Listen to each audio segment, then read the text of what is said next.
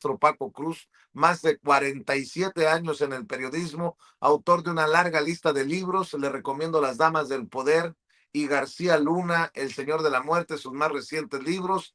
Y también hay que buscar sus libros de referencia como Tierra Narca y La Guerra que nos oculta. Ya llegó el maestro también Jaime Hernández, décadas como corresponsal mexicano en el extranjero, como corresponsal de guerra, fundador y conductor de su espacio en YouTube, en donde también hacen falta likes, en donde también hacen falta suscripciones, en donde también hace falta respaldo económico. No apto para cínicos, de lunes a viernes a las 2 de la tarde, tiempo de la Ciudad de México, para que apoyen, para que amor con amor se pague. Mi querido Paco, buenos días, ¿cómo estás? Vicente, ¿cómo estás? Jaime, buenos días, ya se ve bien repuestito, se ve que anoche ya se le quitó la gripe, no vamos a ya a especular con ese de tu viaje a Acapulco, Jaime, que solo Vicente, Norman y yo sabemos que andabas de vacaciones, pero buenos días, Jaime, se te ve muy bien ya de veras. Good Oye, morning. Oye, Good ¿te fijas morning. cómo te da carrilla? Nada más faltó decir, de la botella de 400, 500, de 400 conejos, nada más quedaron 200. ¿Cómo andas, Jaimito? Lo bueno es que aguanta vara, Paco, Jaime. Sí, así es. Nos extraña Vicente cuando anda lejos. Ahora que estaba enfermo, lo estaba escuchando ahí en No Apto para Cínicos. Nos extraña Vicente. Somos parte de su programación. Sí, son parte de mi vida en esta fase tan, ¿cómo decirlo? Una fase tan interesante, tan feliz de Crucial. mi vida. Sí, sí, sí. La verdad es que yo me declaro muy afortunado de haber conocido a personajes como el señor Vicente Serrano, un gran personaje, un gran ser humano, el señor Francisco Cruz, al que respeto y les admiro mucho, y también a mi querido Norman. De verdad que los quiero muchísimo a los tres. Oye, eh, te voy a decir como Burrén Aguilar lo que quiso decir el presidente. Lo que quiso decir Jaime es, ya déjenme de dar carrilla, cabrones, pórtense bien conmigo. Justamente, Vicente, justamente, Oye, pero le quiero, gusta Vicente. quiero aclarar porque lo está mencionando Alsacia Hart. Dice Vicente, luego en el programa de No Apto para Cínicos se mete alguien que dice ser tú sin censura TV, pero no aparece verificado. ¿Eres tú? Pues sí, soy yo. Digo, cuando me dice Jaime, ¿cómo estás, chamaco? Es que soy yo. Y si no fuera yo, pues lo sabrían por los mensajes que se ponen. Pero ahí ando de vez en cuando de metiche, viendo a Hildy, viendo a Jaime y escuchando los análisis de Yago Batusay. Por eso me da mucho gusto seguir promoviendo el trabajo que se está haciendo desde una trinchera como honesta como la de Jaime.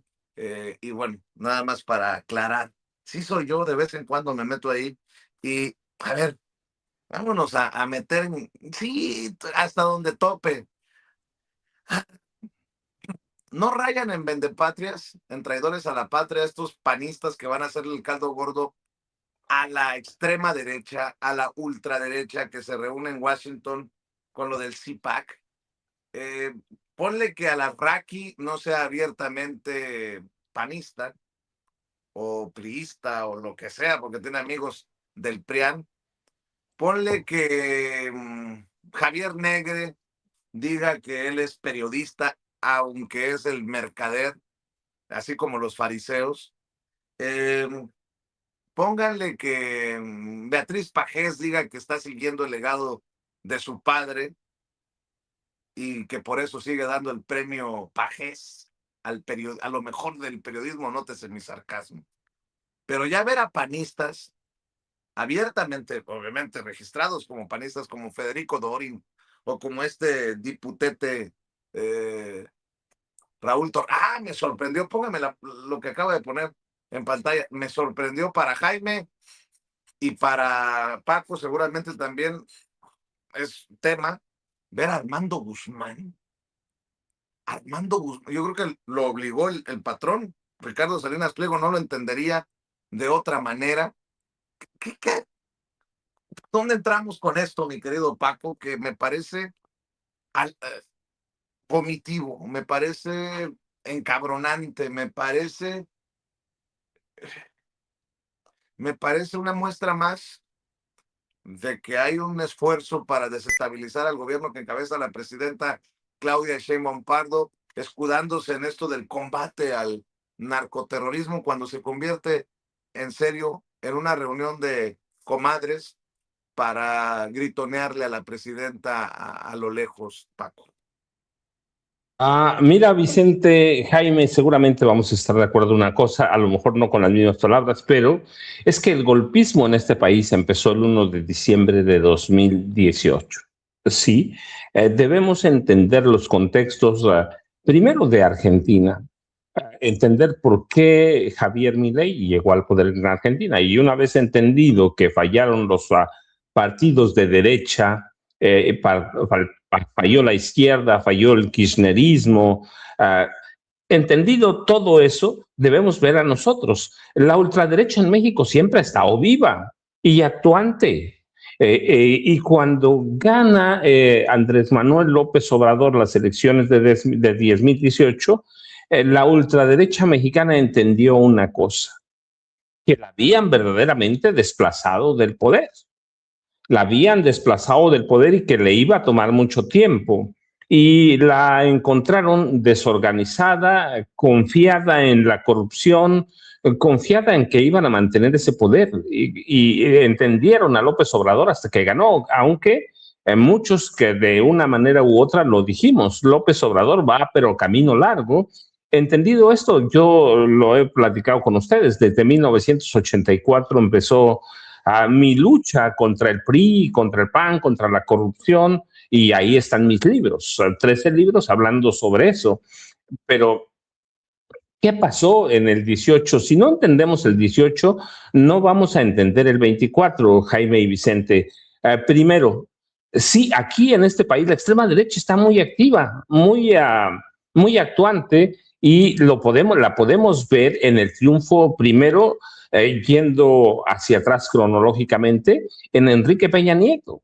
¿Cómo llega Enrique Peña Nieto? Sí, hablamos de Televisa y toda la gran campaña que hizo, no, pero llega con apoyo, además de Televisa, que organiza un fraude dirigido desde las pantallas, llega con toda la carga que significaba el apoyo del Opus Dei, que es una de las sectas católicas más peligrosas que hay en el mundo, la obra de Dios de José María Escrivá de Balaguer. No lo digo ahora, lo dije en Negocios de Familia en 2008-2009, cuando sale a la venta en Negocios de Familia, biografía no autorizada de Enrique Peña Nieto y el grupo Atlacomulco. Peña no llegó solo. Yo recuerdo cuando salió el libro, cómo me escribía, me llamaban de la obra de Dios o el Opus Dei, me llamaban para explicarme que no es cierto, pero yo les decía, pues si yo estuve ahí en Atlacomulco, hay una escuela del Opus Dei para mujeres, para que tengan una idea, pero hace décadas. Entonces, si entendemos que la ultra extrema derecha llegó con Peña Nieto, hay que entender que está viva, porque entonces tenemos que remitirnos a 2000. ¿Cómo llega Vicente Fox al poder?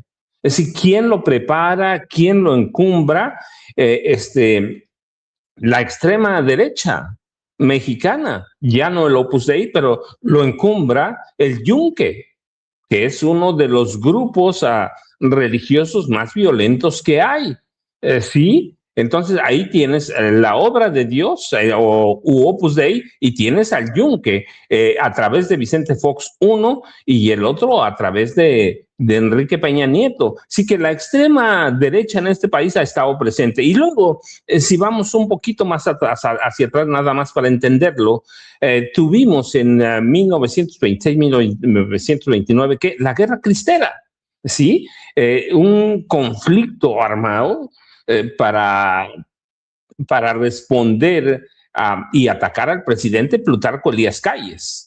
Se formaron milicias católicas radicales, violentas. Porque si podemos hablar de las limitaciones al culto, de los muertos que dejaron, pero la realidad es que la Guerra Cristera es un movimiento radical de extrema derecha que se da o nace primeramente en el Bajío, ¿no? En estados como Jalisco, Michoacán, Guanajuato, Zacatecas. Así que tienen Y luego tienen, si vamos al 42, 46, teníamos un presidente, el general Manuel Ávila Camacho, que era un presidente de nazi abiertamente. El general Manuel Ávila Camacho y Maximino Ávila Camacho, disculpe, Maximino Ávila Camacho, que era el segundo hombre fuerte de la administración, era nazi también, eran pronazis. Entonces tienen, si vamos, una historia reciente, no es que estemos muy alejados. Y luego tienen el 68, aquí teníamos un presidente de ultra extrema derecha, Gustavo Díaz Ordaz, que era un asesino, sí, controlado por la CIA. Y luego tenemos a Luis Echeverría Álvarez. Entonces tenemos a una extrema derecha radical, religiosa una, otra no tanto, pero extrema derecha. El general Ávila Camacho, que es Gustavo Díaz Ordaz, fue el alumno predilecto de Maximino Ávila Camacho. Así que tenemos que entender que en este país la extrema derecha violenta siempre ha estado presente. Y luego tenemos a grupos de extrema derecha como Miguel de la Madrid Hurtado, Carlos Salinas de Gortari y Ernesto Zedillo Ponce de León. Ahí ya tienen a toda la extrema derecha en este país reciente. No es que esté haciendo una historia lejanísima. ¿Y qué pasa en 2018? Que nunca, a partir de 2006, nunca pensaron que un hombre como Andrés Manuel López Obrador, que ellos veían como un loquito en la montaña o un loquito predicando en el desierto, les iba a ganar las elecciones, en algún momento las elecciones presidenciales. Pensaban que Andrés Manuel López Obrador iba a ser como en un momento dado el fenómeno de Cuauhtémoc Cárdenas Solórzano, y lo dejaron. Y este loquito, predicando en el desierto, creó un movimiento impresionante. Anduvo en la calle, anduvo en comunidades. Ese es todo el valor de Andrés Manuel López Obrador.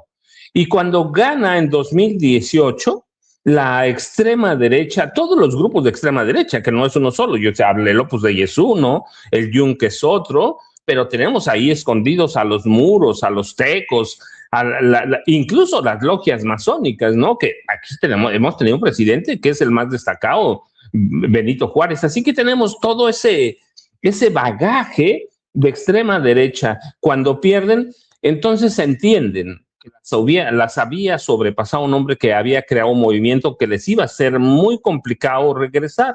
Eso no lo vemos, decimos, ahí está la ultraderecha. No, hombre, es un movimiento grande y empiezan a partir del día 1 de diciembre de 2018 las conspiraciones para primero desestabilizar al gobierno de Andrés Manuel López Obrador y luego para derrocarlo si se podía. Nunca entendieron qué fenómeno había creado López Obrador, de tal forma que la pasaron 6 años en sus intentonas golpistas, con mercenarios como Federico Dorin, como Raúl Torres, como Beatriz Pajés, como Alarraqui, que son mercenarios, en realidad son mercenarios de derecha. Sí, mercenarios de derecha que se venden al mejor postor, pero que tienen sus intereses enclavados en la extrema derecha de este país. Entonces, cuando vemos todo eso, y después nos vamos al 24 con Claudia Sheinbaum Pardo, ellos entienden que López Obrador era mucho mayor a todo lo que piensan, mucho mayor incluso a lo que pensamos nosotros. Nunca en la vida, ni en su peor pesadilla, pensaron que López Obrador sería capaz de crear ese movimiento. Y López Obrador hace algo muy interesante. A su manera nos hace entender que la extrema derecha es peligrosa y mantiene una lucha permanente. Cuando la gente dice, incluido yo, que digo, me decepcionó un poco, cometió errores como no juzgar a los presidentes o los expresidentes, la verdad es que no, López Obrador tenía una batalla muy superior, concientizar a la gente de los peligros de la extrema derecha. Entonces se pasaron 6 años, fracasaron, y luego llegamos al 2024. ¿Qué van a hacer? Ya entendieron que su fracaso es muy superior, que no les queda otra salida que la violencia, y violencia entendida a través de personajes como Javier Negre, como Eduardo Verástegui, otra vez como Federico Dorin, que es un salinista.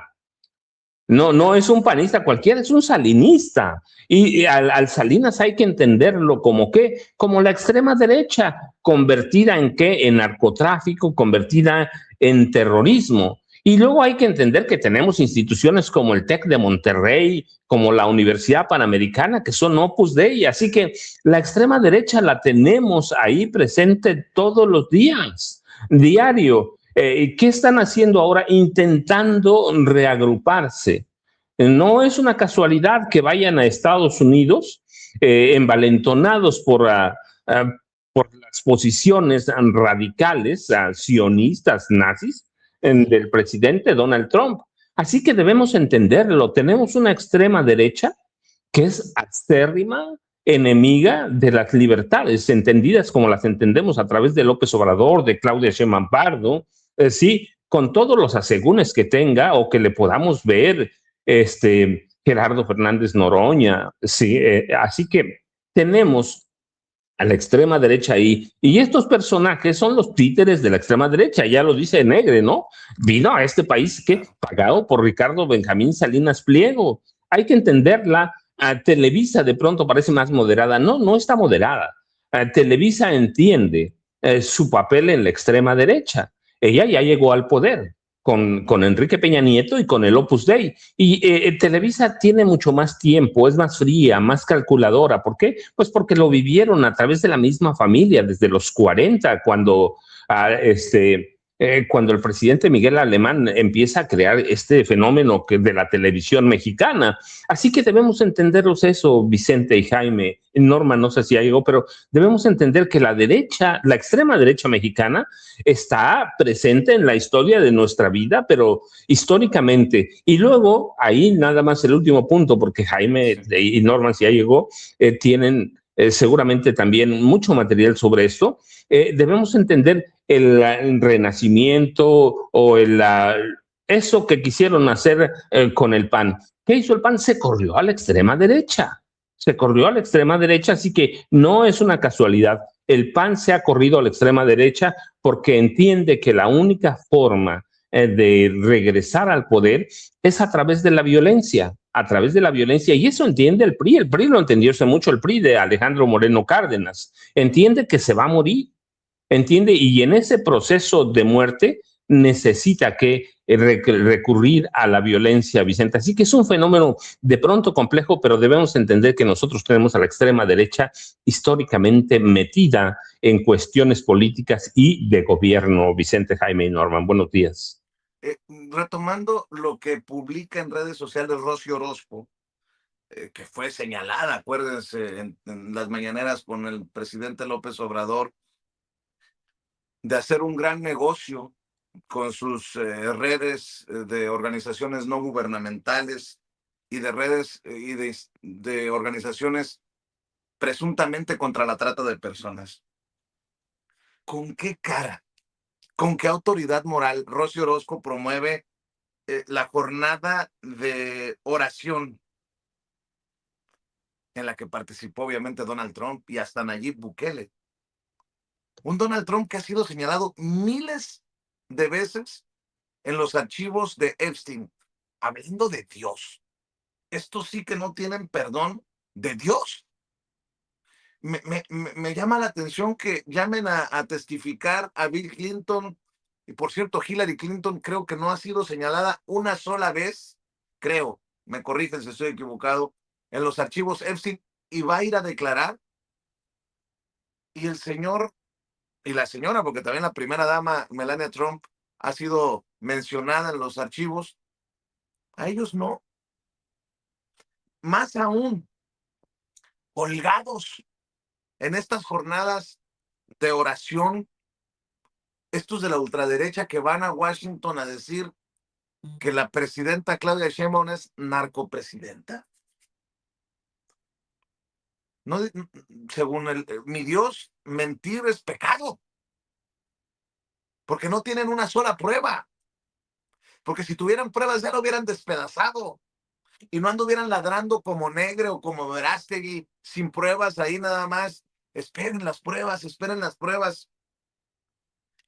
Pero sí, me llama la atención que Rocío Orozco haya puesto un tuit que dice: llegando al desayuno nacional de oración con el presidente Donald Trump y Nayib Bukele.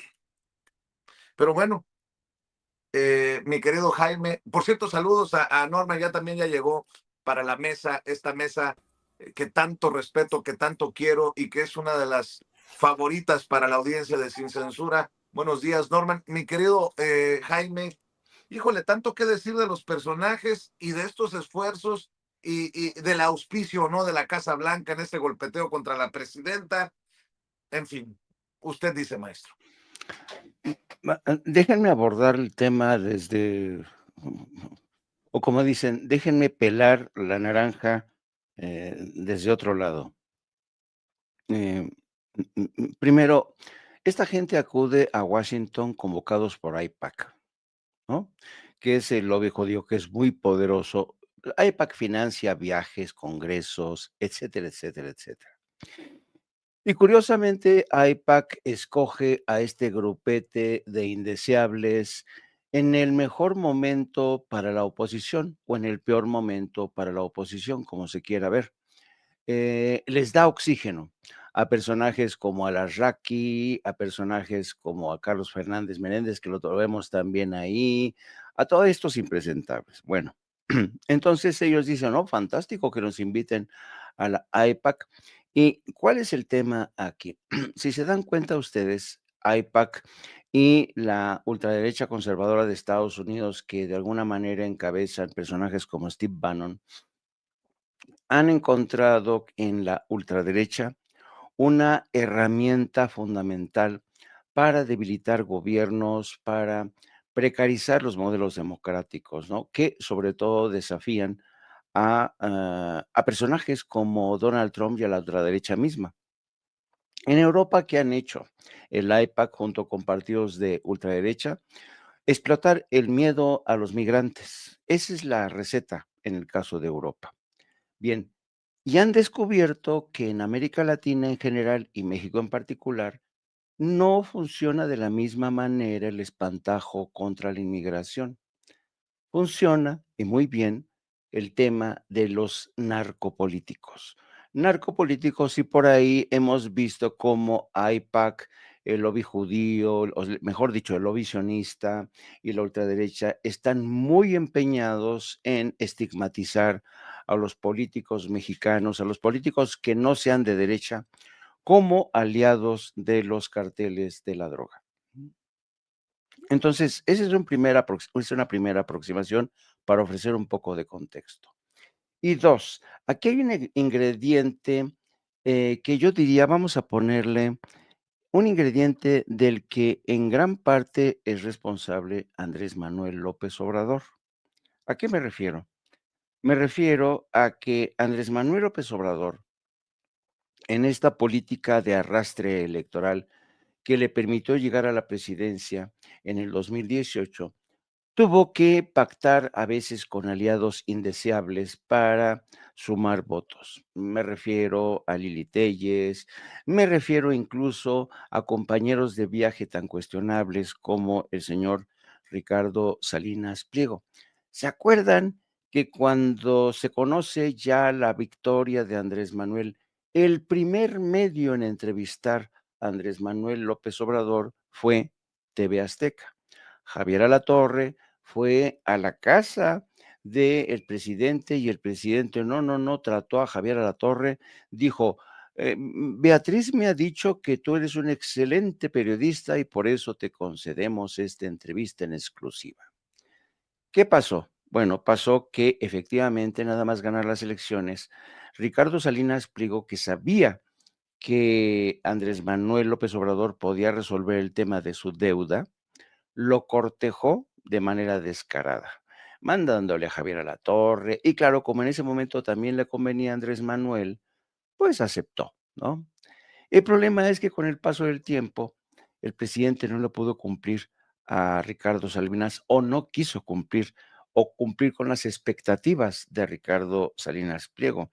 Porque si digo no quiso cumplirle, es tanto como decir que el presidente Andrés Manuel ya había aceptado perdonarle a Ricardo y eso nunca ocurrió. Más bien, el presidente no cumplió con las expectativas de Ricardo Salinas Pliego. Pero entonces, ¿Qué ha pasado desde entonces cuando no le perdona la deuda a Ricardo Salinas Pliego? Porque hay cambios a la Constitución. De repente le empiezan a crecer los enanos a Andrés Manuel desde TV Azteca. Pero aquí también hay otro añadido que se llama Esteban Moctezuma. Esteban Moctezuma fue uno de los hombres con los que Andrés Manuel López Obrador tenía cierta forma, cierta deuda política con él. Y de hecho, Marta Bárcenas, la ex embajadora de México en Washington, ha declarado abiertamente que el presidente le había dicho que iba a poner a Esteban Moctezuma, que porque era una deuda que tenía con Esteban Moctezuma. Bien, entonces, digamos que se fueron alineando las estrellas en contra, irónicamente, de Andrés Manuel, porque tiene a Esteban Moctezuma, un hombre aliado de Ricardo Salinas Pliego en la embajada de Washington. Desde entonces ha tratado de desmarcarse de una manera u otra. Esteban Moctezuma, que está muy contento. ¿Se acuerdan aquella vez que la presidenta dijo que estaba pensando si acaso movía o no a Esteban Moctezuma? Ese mismo día, Esteban Moctezuma, en un acto inédito, yo no recuerdo a alguien que haya hecho, presentó un video desde Washington diciendo que estaba muy contento, que él iba a defender la posición de México y un poco declarándose incondicional del gobierno de la 4T. Desde entonces ha conseguido librarla. Yo digo que su trabajo ha sido muy mediocre, ha dejado mucho que desear porque todo se ha operado desde Cancillería mexicana. Me refiero a las broncas, continuas broncas, con los continuos saraos que Claudia Sheinbaum ha tenido que enfrentar con el presidente Donald Trump. Ahora bien, ahora pasemos al momento actual. ¿Por qué un personaje como Armando Guzmán ha decidido sumarse a este cónclave de derechangos o de gentes de extrema derecha, ¿no? Porque su patrón se lo ha pedido, no hay de otra. Y les doy otro dato interesante. ¿Quién fue? Generalmente, cuando un embajador mexicano llega a Washington, lo primero que hace, presentar sus cartas credenciales, pero el segundo acto importante que hace es reunirse con los corresponsales de la prensa mexicana para presentarse, intercambiar ideas, porque son embajadores que van recién llegando y entonces un poco aprovecha para conocer a los corresponsales, pero también para pedirles background. ¿Qué opinan ustedes de esto, de esto? Para un poco ir haciéndose la idea. En esta ocasión, el único periodista al que convocó Esteban Moctezuma, el primero que convocó y en solitario, fue Armando Guzmán. Y como se podrán imaginar, el resto de corresponsales de México en Washington no se tomó muy bien esta decisión de solamente entrevistarse con Armando Guzmán, que es empleado directo del señor Ricardo Salinas Pliego. Por tanto, aquí yo veo la mano de la ultraderecha mexicana, Ricardo Salinas, que también se ha metido con el rollo de los narcopresidentes y todo, porque ya tienen todos ellos un manual. Vamos a explotar el tema de los narcopresidentes. Apenas esta misma semana comprobamos cómo este tema de los narcopresidentes y narcopolíticos es algo que ya venía desde atrás, cuando Felipe Calderón se reunió en 2019, siendo el presidente, con el jefe del espionaje, el zar del espionaje de Estados Unidos, de la Agencia Nacional de Seguridad, Dennis Blair, le dijo al oído: oigan, tengan cuidado con Andrés Manuel López Obrador, que ese hombre tiene vínculos con el narco y con Hugo Chávez. De hecho, Hugo Chávez financia al PRD y financia a Andrés Manuel López Obrador. Todas estas versiones quedaron ahí, sembrados en los archivos, porque de estos encuentros tiene que rendir, hacen memorándums. Me reuní con el presidente de México, Felipe Calderón, y todo eso quedó registrado y después nos enteramos de lo que le había dicho gracias a Wikileaks, que libera este cable. Entonces, la estrategia ya viene de lejos. Ahora, Javier Negre ha insistido, e insistió en este primer encuentro, con que él no puede regresar a México. ¿Por qué? Porque dice que lo han amenazado de muerte. No, señor, no lo hemos amenazado de muerte. Lo que pasa es que nosotros entramos en contacto con gente que tiene demandada a Javier Negre en España y nos dijo: si ustedes quieren alejar de México a Javier Negre, demándenlo. Es la única forma. Y él tiene miedo a que lo demanden por lanzar calumnias contra la presidenta de México, porque es la única forma de contener a Javier Negre. Yo por eso me pregunto, ¿hasta cuándo vamos a demandar judicialmente a estos traidores? Sí, me refiero al señor Carlos Alarraqui, que cada vez que puede ofende a la jefa de Estado, le dice titina, le mienta a la madre, le dice pendeja, le dice de todo, y nada se puede hacer contra este señor que tiene contra la presidenta resabios del pasado, posiblemente porque la Ciudad de México nunca lo contrató como publicista, porque ya saben que Carlos Alarraqui era un hombre que tenía contratos por aquí y contratos por allá. Entonces, tenemos a gente, yo digo, el grupo de los losers, de los perdedores, Carlos Alarraqui, el Saco de Pus, la Mataviejitas, que cada vez que se reúnen sueltan mierda y media. Y en esta defensa de la libertad de expresión, dice la presidenta, aquí todo el mundo puede decir lo que se le pegue la gana, incluso yendo a conspirar a Estados Unidos, está bien.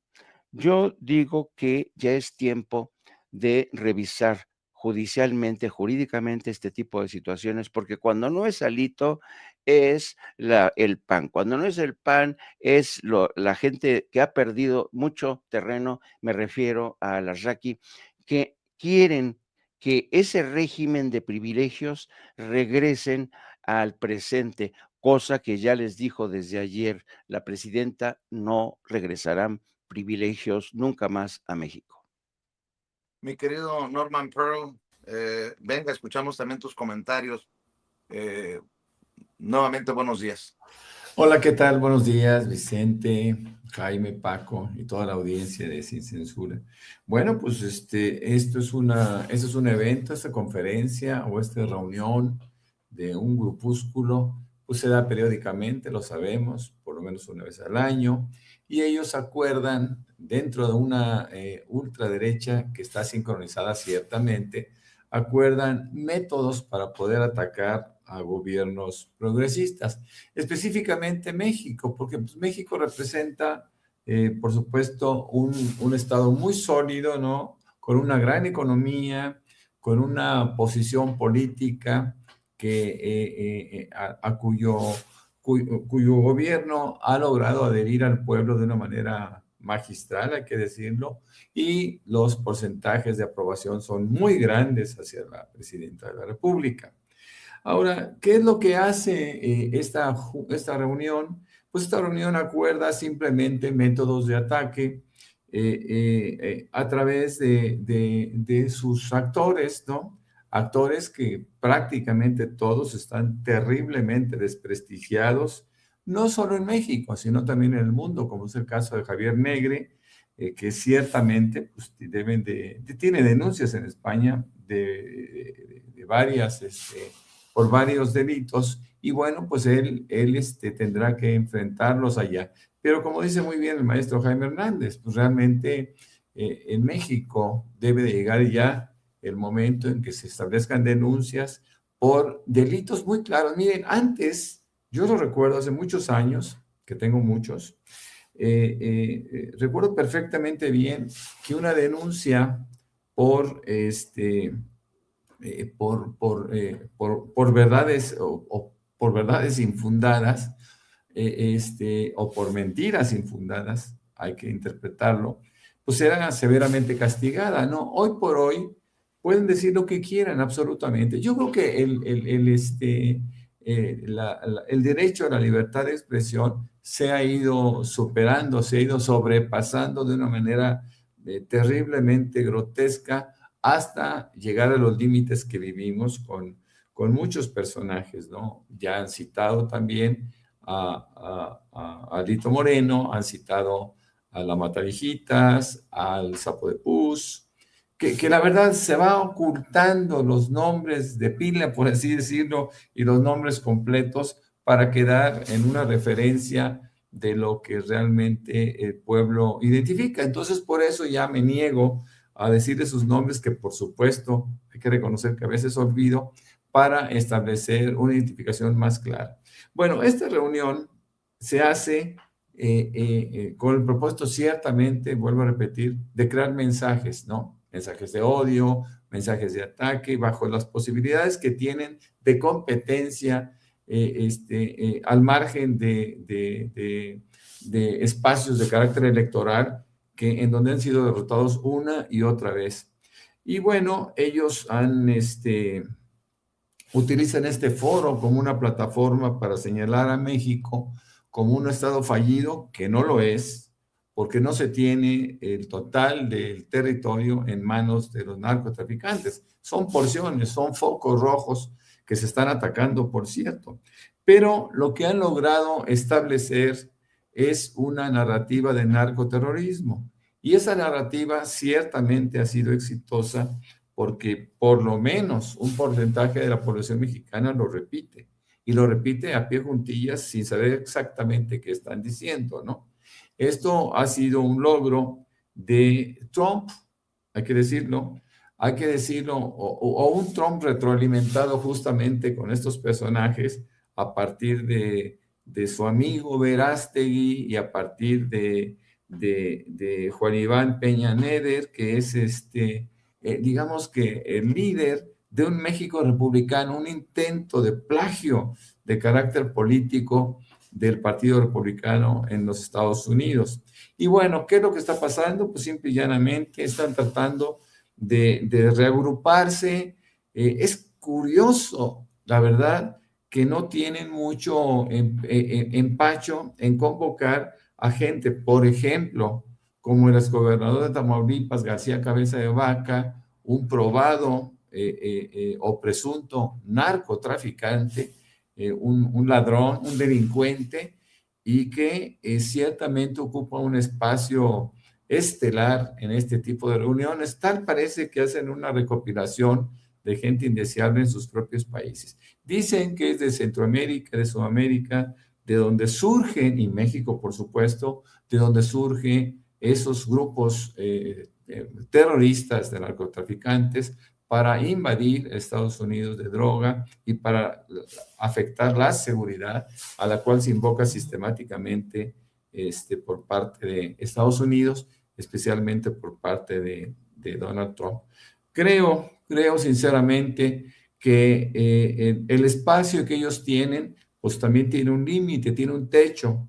Es decir, todo lo que están manejando lo hacen para poder llegar a las conciencias de algunos mexicanos, los cuales están dubitativos entre lo que está pasando en México en realidad, o lo que les envían como señal estos grupos, que no solo son apátridas, son grupos que no tienen empacho, que no tienen ningún límite en decir mentiras que eventualmente parezcan verdades. Siento que el gobierno de México, y coincido con el maestro Jaime Hernández, ha sido bastante tibio para poder regular la libertad de expresión a través de la decencia, a través de la verdad, a través de identificando la mentira. Ya no basta estos miércoles en donde se hace una reflexión acerca de la mentira en la mañanera. Creo que nosotros, los mexicanos, también debemos de recibir una información más clara, pero de manera sistemática. Primero, de la obra de gobierno, de los logros que se han tenido, de los errores. Hay que reconocer los errores públicamente, ¿no?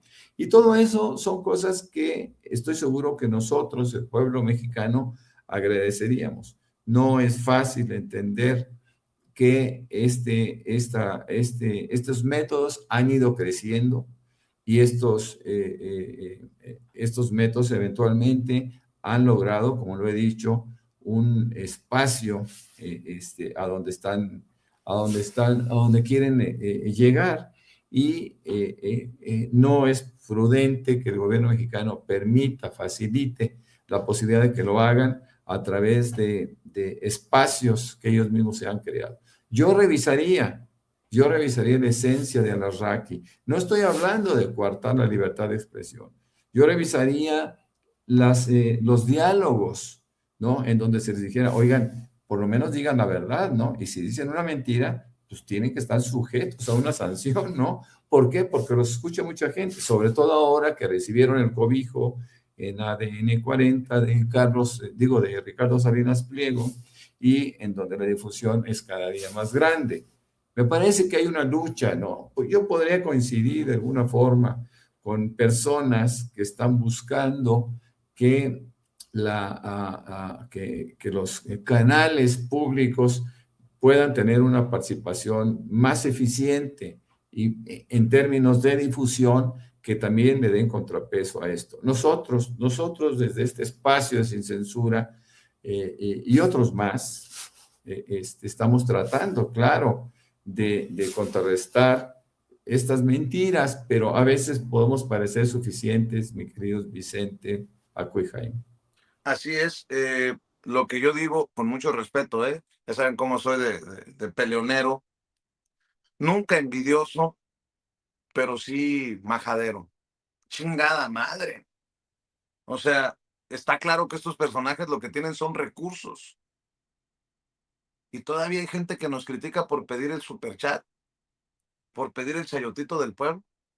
Están viendo contra quiénes estamos y somos todos, la audiencia y nosotros. Y todavía hay gente que dice, no seas pinche pediche. Están viendo cómo están las patadas. Ya están viendo quién es la mano que les da de tragar. Bueno, eh, eh, antes de que llegue la presidenta, tres videos que han generado polémica y ya me darán su opinión. Este video en Querétaro donde se ve a una mujer limpiándole el zapato al ministro presidente de la Suprema Corte de Justicia de la Nación, Hugo Aguilar. A mí en lo particular me parece que no debió de haberlo permitido Hugo Aguilar. Me pueden dar todas las explicaciones que quieran, pero no lo considero correcto. Como que el mensaje que se envía de una mujer que se agacha para limpiarle el zapato al ministro presidente de la Suprema Corte de Justicia de la Nación es, para mí, un error, incorrecto. Este es el video que circuló y que han tomado, no le demos carnita a los odiadores, que lo han tomado en los medios para el golpeteo, los medios tradicionalmente chayoteriles. ¿Tiene el video, Ceci? Suéltelo.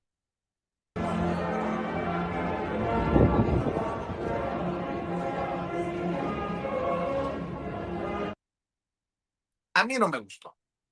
A mí no me gustó. Dice Hugo Aguilar, un incidente esta mañana se ha difundido con mensajes ajenos a la realidad. A mi compañera directora de comunicación social se le cayó café y nata. No nos dimos cuenta que me había salpicado en el zapato y cuando ella se percata, trató de resolver la situación. Esto me tomó por sorpresa y es el momento que ahora se difunde. A Amanda Pérez agradezco su gesto. En cuanto me percaté, le pedí que no continuara. Aún así le ofrezco una disculpa y le reitero mi respeto. Sin duda, este hecho no representa el actuar institucional de la Suprema Corte de Justicia de la Nación, ni la forma en que conduzco mi desempeño público y privado. Es necesario decirlo, no ha habido ni habrá actitudes ni sentimientos de superioridad o de soberbia en mi persona. Lo que también hay que decir es que esto ha desatado una ola de racismo, de clasismo contra Hugo Aguilar por su origen indígena, que es asqueroso en redes sociales. A mí en lo particular no me gustó ver esto, pero bueno, ahí está la respuesta, la explicación de Hugo Aguilar, el presidente de la Suprema. Otro video, nada más captura de pantalla, por favor, Ceci. Donald Trump, híjole, pone los rostros de Michelle y Barack Obama en un video con todo el racismo del mundo, representando a Barack Obama y a Michelle Obama como simios, como changos. El presidente de Estados Unidos, en un video creo que reclama el fraude electoral del que tanto habla Donald Trump. ¿Pero esto qué? Si alguien dice, oye, Vicente, cuando dices que hay racismo en la Casa Blanca, exageras, explíquenme esto. Y un tercer video, en donde aparece la hoy presidenta Claudia Sheinbaum Pardo, promocionando el voto para este presidente municipal de Tequila en Jalisco, que fue arrestado, que fue tomado bajo custodia por diversos delitos, incluso señalado por vínculos con el cártel Jalisco Nueva Generación. ¿Tendrá el promocional, Ceci? Rapidito. Por 10, es nuestro próximo presidente municipal y además lo vamos a apoyar muchísimo. Tequila es un lugar extraordinario, además de ahí viene esta bebida de los dioses. En los medios tradicionalmente chayoteriles están explotando al máximo este video de la presidenta promocionando el voto, pidiendo el voto para este personaje, que ya fue trasladado, por cierto, a la capital, sin y manipulando, ¿no? Oye, la presidenta pidió el voto por este que aparentemente es un corruptazo. ¿Y por qué no hablan de la cero impunidad? ¿Por qué no hablan de que no hay cheque en blanco para nadie? De que incluso siendo un presidente municipal de Morena, le ha caído la voladora. Así lo anunció Omar García Harfuch. Cero impunidad. De esto no pueden presumir los priistas y los panistas. Pero la presidenta pidió el voto por el corrupto. Paco, cualquiera de los tres, o los tres como tú quieras, maestro. Vamos a escuchar primero al maestro Paco, después a Jaime y cerramos con Norman. Paco Cruz. A Vicente, Norman, Jaime, para que tengamos tiempo, voy a ser rapidísimo. Es que en estos minutos hemos estado platicando de eso, del periodismo que no es periodismo, de esa información que manipula, que miente, esa comunicación o información de consigna, esos impostores, mercenarios de la comunicación. Debemos entender y clarísimo que estamos en una guerra de información, abiertamente, guerra por narrativas. ¿Por qué la derecha, y hablo de todos los medios tradicionales, todos, el que pongan Televisa, Excelsior, Proceso, que ahora es un medio de extrema derecha, el que pongan el Heraldo, TV Azteca, ¿por qué iban a resaltar la detención del alcalde de Tequila, por ejemplo? ¿Por qué? Si son opositores, pero además se han convertido en un partido de oposición, en el verdadero partido de oposición. ¿Por qué no condenar al presidente Donald Trump? Pues porque son parte de lo mismo. Están yendo a Estados Unidos justamente convocados por gente de la Casa Blanca. ¿Por qué resaltar lo del ministro presidente de la Suprema Corte? Nos guste o no, va. ¿Por qué lo va a resaltar la prensa? Pues porque es una prensa de oposición. Hay que entender lo que miente, que tergiversa, que especula. De eso hemos estado hablando y cada detallito que pasé, lo dijimos. Y si a eso Morena contribuye un poco, por ejemplo, hablamos ayer de Claudia Sheinbaum Pardo, discúlpame, de Clara Brugada Molina, pero podemos hablar también de Laida Sansores, San Román, o podemos hablar del gobernador del Pollo Guajardo, del gobernador de San Luis Potosí. ¿Sí? Morena tiene que ser muy cuidadosa, y cuando hablo Morena hablo también de sus aliados, el PT y el Partido Verde. Estamos en un momento decisivo y nos guste o no, le guste o no a la gente, ya entramos en el modo elecciones 2027. Buen fin de semana, Norman, Jaime y Vicente. Nos vemos el lunes tempranito, pues yo ya saben, @ Paco Cruz Jiménez en X, antes Twitter, Francisco Cruz Jiménez en Facebook, Vicente, Norman y Jaime. Gracias, mi querido Jaime Hernández. Pues yo creo que es muy desafortunado el caso de este alcalde de Tequila. Qué mala suerte, ¿no? Y encima se llama Diego Rivera. En fin, el caso es que esta imagen de la presidenta al lado de Diego Rivera, quien se ha coludido con el crimen organizado para cobrar derecho de piso, etcétera, es tan desafortunado y llega en un mal momento. Porque tenemos a la gente de Javier Negre, a Larraqui, del PAN, machacando con esta historia de los vínculos de Morena con el narco, y luego al mismo tiempo detienen a este personaje. Por cierto, lo detienen Omar García Harfuch tras una investigación muy minuciosa. Y todo esto, ¿saben?, termina por reforzar esta narrativa que se han empeñado en explotar al máximo la ultraderecha en México, el gobierno de Estados Unidos. Y miren, por ejemplo, creo que fue ayer de que Anne-Marie Sheridan, que fue corresponsal del Washington Post durante 5 o 6 años en México, publica un amplio ensayo en The New York Times que titula "No son los cárteles los que preocupan a Claudia Sheinbaum". Básicamente, este ensayo sostiene que Claudia Sheinbaum está entrampada entre la amenaza de los cárteles de la droga y la amenaza de el presidente Donald Trump.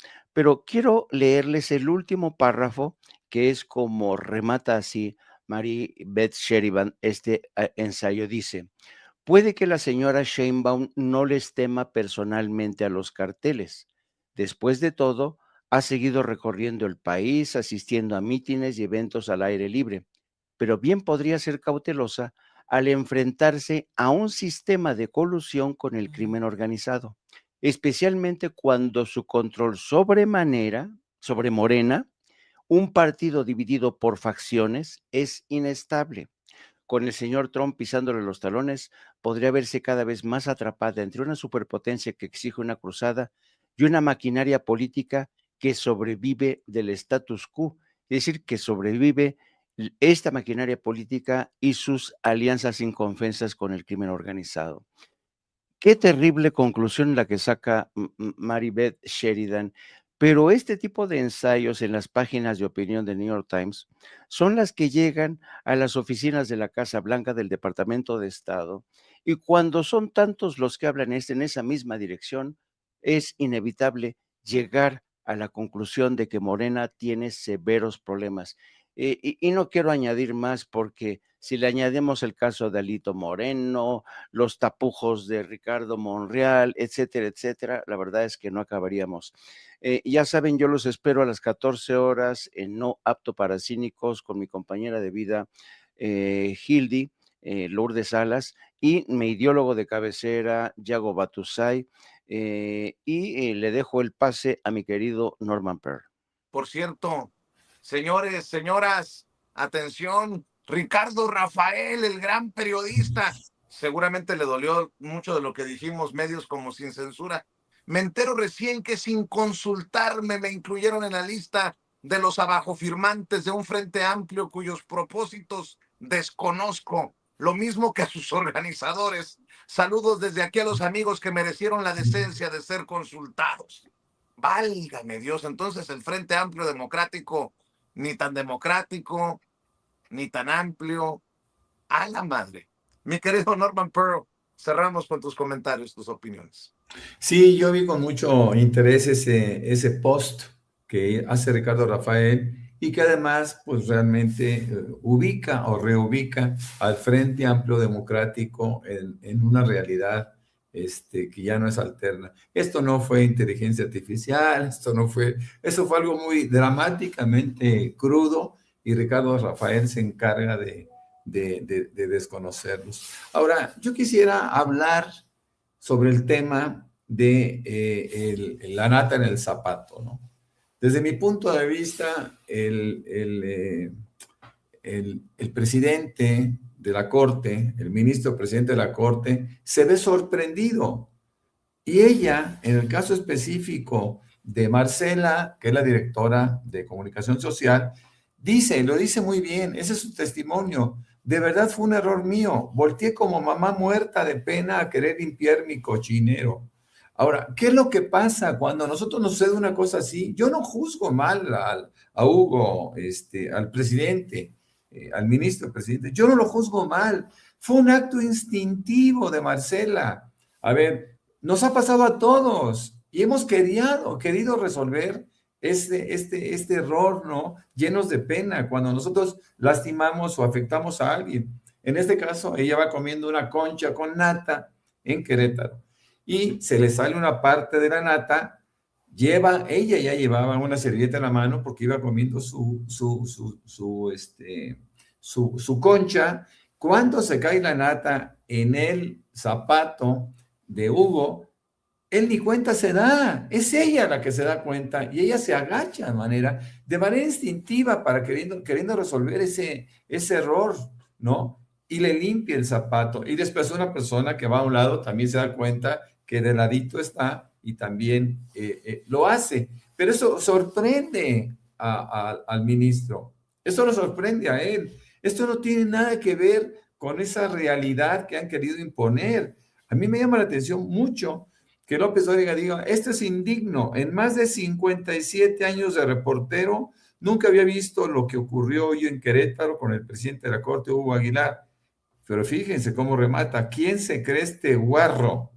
Yo hice un post y le pongo, miserable y oportunista el comentario de López Dóriga, quien debe aceptar, por otra parte, que jamás fue reportero. Ahora, hay muchas cosas, hay mucha gente que se suma a esta campaña de odio. Por ejemplo, hay una mujer que fue diputada federal, le digo, bueno, pues buenos días a todos, feliz fin de semana.